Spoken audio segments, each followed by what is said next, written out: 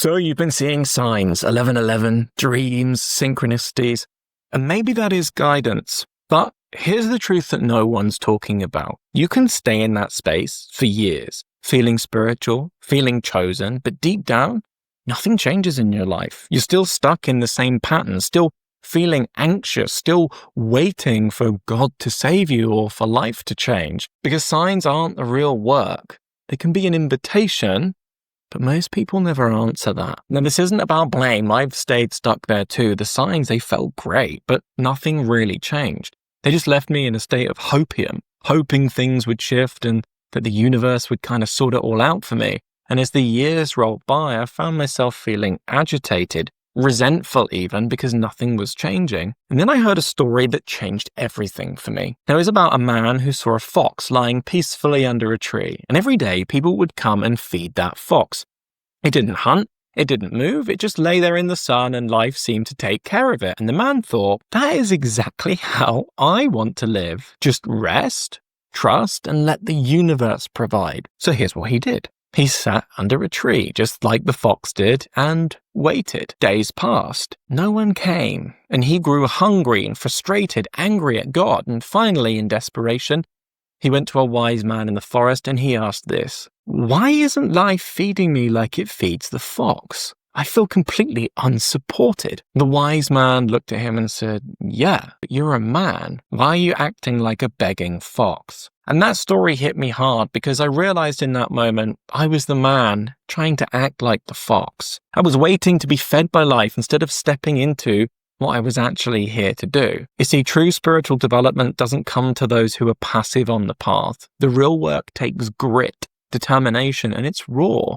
That was the turning point for me when I realized I didn't need any more signs. I needed something solid, a path that I could actually follow, a way to keep showing up when things felt unclear. And that's really why we created the Freedom Blueprint membership, for people who want more than just spiritual ideas. They want tools, they want a structure, and they want real support to move forward. Nonetheless, in this video, we're going to talk about what the real work actually is, why most people avoid it without even realizing, and what changes when you finally start doing it. Because the truth is, your life can shift. You can feel calm, clear, regulated, on purpose. I've seen it happen in my own life and in the lives of so many of my students. And by the end of this video, you'll know exactly how to take the first steps to get there as well. See, people don't know what the real work is. Most people have no idea what the real work even looks like. And it's not their fault. They're stuck in a system that's designed to keep them in spiritual escapism, avoidance, and it's everywhere. Haven't you noticed it? You go on YouTube or TikTok and you're told, just raise your vibration, or you're already perfect as you are, just surrender. And it all sounds good. And boy, does it feel good, especially if you've been in a lot of pain, which most of us have been. So why would you choose the hard path when this one looks so soft and sweet and nice? Right? But what's actually happening is this. You're not choosing growth, you're choosing comfort. And that comfort, well, that's the trap. There's this story about a fly and a Venus flytrap. The fly lands on the plant and starts drinking the sugar water around its mouth. It's sweet. It's nourishing, feels like paradise. Like this fly feels like it really lucked out. But what the fly doesn't know is that it's already trapped. The fly trap doesn't close right away. It waits. So the fly keeps drinking, keeps feeling full, keeps thinking, oh, this must be the best thing that's ever happened to me. And still it starts slowly sliding deeper into the jaws. And it can't climb out because it's stuck. That's what this kind of content does. It gives you the sugar water. It feels like truth. It feels like healing, but it never asks you to change.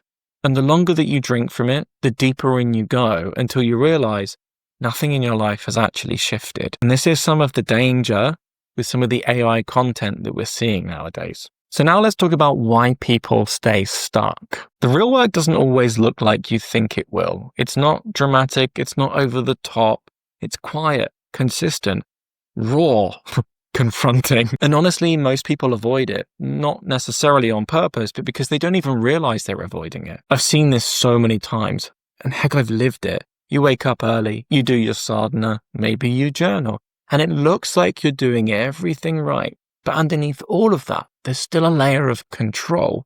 You're doing the work, yes, but you're still avoiding what's raw and what's real. And for me, this showed up a lot in my breath work. I was chasing highs, deep states, bliss, breakthroughs, but what I didn't realize at that time was that I was just trying to outrun the emotions inside of me. See, I was using my sadhana and my spiritual intensity to avoid emotional intimacy with myself. And as long as I stayed up in those peak states, I didn't have to sit with the parts of me that were hurting. And honestly, this went on for probably a lot longer than I care to admit. But the thing is, your nervous system will let you do that. It's smart, it's wired for safety, and if it senses that grief or rage or shame is too much, it will let you loop in that avoidance forever. So even the right practices can even become a shield. And what's the cost of that? Well, you keep brushing the edge of transformation, but never actually dropping into it. And over time, you start to wonder, why isn't anything really changing in my life? Like, I'm doing my sadhana, I'm doing everything right on paper, but my life still sucks, man. And that's when people start questioning the whole path. Heck, I know that that's what happens in me. The path isn't the problem. You're just not all the way in yet. The part of you that's still hiding, that's the part that the work is waiting for. So let's see what the real work actually is and what it actually looks like. Because if the signs aren't the work and they're just an invitation, then what is? Well, there are 3 things that I've seen consistently change people's lives, mine included. 1, a clear step-by-step path, not a bunch of scattered content or guesswork. You need real structure, something that shows you how to grow, not just what to think. Without that, you end up looping in the same patterns for years. Secondly, a daily sadhana practice, not just because it feels nice, but because it trains your nervous system. It gives you a way to come back to yourself, to ground, to reset, and to shift your energy states at will. And the one that we teach inside the membership, well, it just works.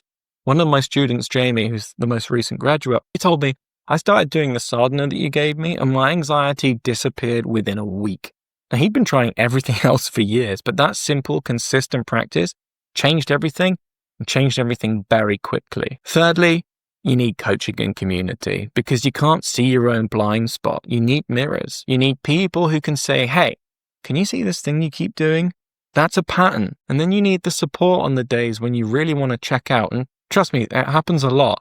But that's what keeps you in it. That's the motivator. See, when you have those 3 things, structure, practice, and support, you stop bouncing between random classes and chasing feel-good moments. You stop mistaking spiritual content for actual change. And for the first time, you can start doing the real work. And if you're sitting with all of this and feeling like, yeah, I've been hiding without realizing it, that's not failure. That is a turning point. The moment that you see the pattern is the moment that you can choose something else. Once you see it, the timer is ticking on it. And that's the gift I was trying to give you. Now, that's why we've built the membership, to give you the structure, the tools, and the support to actually walk this thing, not just talk about it, not just subtly avoid it. And if you're ready to go deeper, you can watch this video next. And it's called, You're Not Seeing the World as It Is. And in this video, we're going to break down how your worldview, your lens, is shaped by past pain, and how you can start seeing reality with clarity. Because until you see clearly, you can't choose freely. You can never be free.